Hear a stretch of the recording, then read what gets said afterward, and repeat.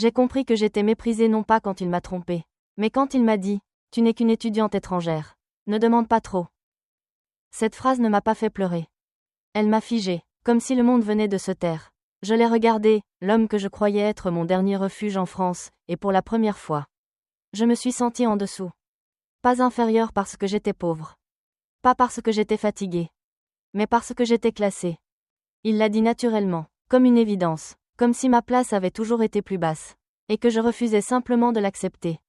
À partir de ce jour-là, j'ai commencé à tout remarquer. La manière dont il me coupait quand je parlais d'avenir. Le fait qu'il évitait de me présenter à ses amis. Les comparaisons avec des femmes, plus stables, moins compliquées, moins lourdes.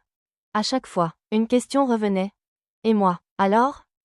Je rentrais tard du travail. Épuisée, mais je faisais encore l'effort de le voir. Ma fatigue devenait un poids. Mes blessures, une sensibilité excessive. Un soir, j'ai demandé calmement. Est-ce que tu m'as déjà prise au sérieux ? Il est resté silencieux. Puis il a dit. Je ne veux pas de responsabilité maintenant. Dans cette phrase, j'ai compris une chose terrible. J'étais la responsabilité. Ce soir-là, seule dans ma chambre, je me suis assise par terre. Je n'ai pas pleuré, j'ai ressenti de la honte. Honte d'avoir tant essayé, honte d'avoir aimé en me faisant petite. En regardant cette pièce étroite, j'ai enfin vu la vérité. Cet amour survivait en m'écrasant. J'ai pensé à mes parents, à leur sacrifice, et je me suis demandé. Jusqu'où suis-je allée pour accepter d'être méprisée ? Je lui ai envoyé un message très court. Je suis fatiguée. Il n'a pas répondu.